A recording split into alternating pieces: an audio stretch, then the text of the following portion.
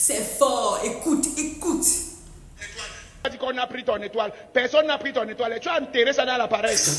Toi, attends, de toi à moi, comment tu peux avoir 25 ans, 26 ans, 27 ans, et tu viens t'asseoir à l'église du matin au soir? Tu fais quoi à l'église? Qui va construire ta vie? Qui va travailler pour tes enfants? Qui va bâtir quelque chose pour toi? Et tu es là chaque jour, je reçois. Tu ne reçois Rien. C'est fort. Personnellement, j'ai trop d'admiration pour les pasteurs qui sont capables de dire des choses aussi vraies et cash à un public jeune. Parce que plusieurs là préfèrent enfermer les jeunes dans des programmes, dans une succession de programmes. Jeune lundi, mardi prière, mercredi études bibliques, jeudi, toute la semaine saturée, enfermée dans une pseudo-spiritualité. Et puis les jeunes n'ont même pas le temps de réfléchir à leur avenir. Non, non, non, non, non. On doit être équilibré. On doit faire la part des choses. Plusieurs prophètes s'abstiennent de dire ça. Pourquoi? Parce que quand les gens vont venir à l'église, quand les gens viennent à l'église, il y a le moment d'offrande. Après, quand ils donnent les offrandes, ils donnent les dîmes. C'est l'église ou bien c'est le pasteur qui est content. Il faut qu'on se dise la vérité. Il y a plusieurs églises là qui sont un frein pour le développement de l'individu, pour le développement d'un jeune. Et pourquoi je vous dis ça? J'ai été dans ça. J'ai fait mes études supérieures en Afrique jusqu'au master 1. Master 2 par la grâce de Dieu, vraiment la grâce de Dieu. La grâce de Dieu, j'ai immigré en Asie. Et c'est là que j'ai compris que le monde, ce n'est pas ce qu'on fait à l'église là chaque jour, les programmes de sensation. Oh, arrache ton miracle, arrache, montée, descend. En réalité, Jésus nous a déjà tout donné. L'histoire d'étoiles qu'on a arrachées là, qui est assis sur ta vie, des trucs comme ça pour endormir les gens. Aucun pasteur sérieux, ne va faire ce genre de prédication du lundi à dimanche. Les liens familiaux par-ci, les liens, vraiment.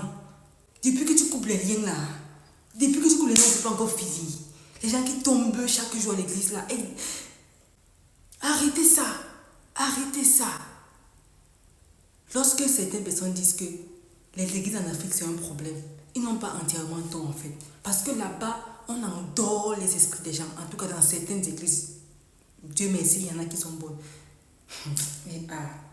Dieu. Plusieurs pasteurs n'auront jamais le courage de vous dire qu'à un certain âge, il faut te concentrer sur ta vie. Tous les programmes de l'église ne te concernent pas. À un moment, assieds-toi sur ta vie, sur tes études. Prie ton Dieu à la maison, médite. Viens à l'église peut-être 2 fois. Et ça suffit. Frères et sœurs, prenez ceci d'une fille d'église. Je suis une fille d'église jusqu'à présent. D'accord? Je ne connais que ça en fait. J'ai une vie plutôt rangée par la grâce de Dieu. Il y a des trucs que je ne fais pas, les débordements, tout ce que vous pouvez imaginer. Ça ne fait pas partie de ma vie. Ok, j'aime le Seigneur de tout mon cœur, de tout mon âme, de tout mon esprit. Mais je sais aussi que beaucoup de choses sont religieuses. La spiritualité profonde est différente de la religion. À un certain âge, prends les bonnes décisions pour bâtir ta vie.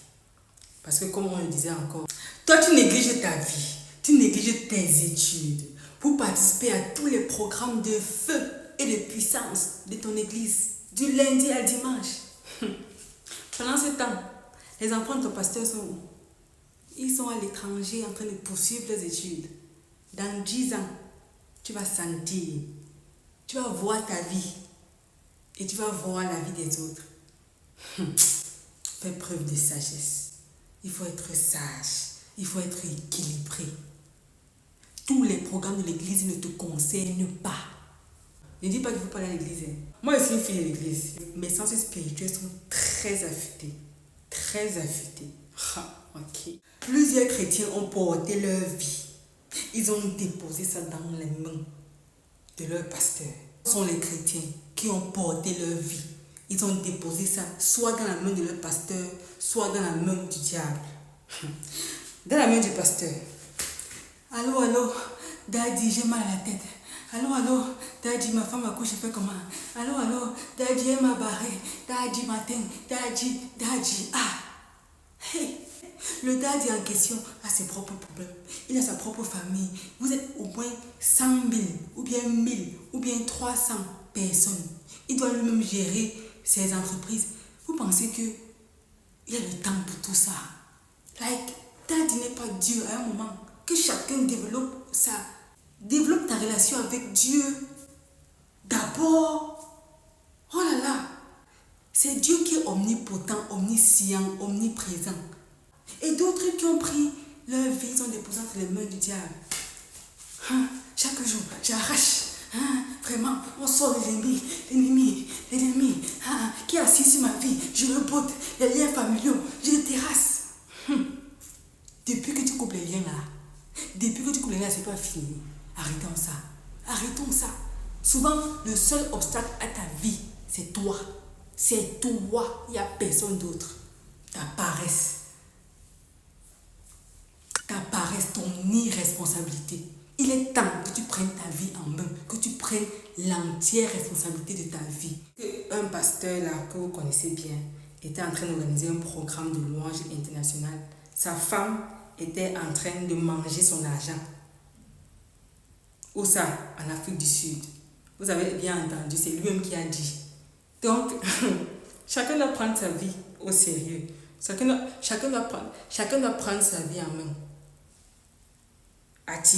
Créer la richesse et attirer l'argent qui va aller manger avec sa famille aussi. Ok, d'accord.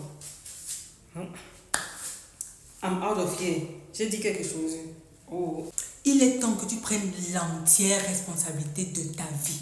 Si quelque chose arrive, c'est de ta faute, ok? C'est pas la faute d'un oncle, d'une tante, de qui aurait été dit qui ne t'a pas aidé. Dieu t'a fait confiance. Il t'a donné cette vie-là.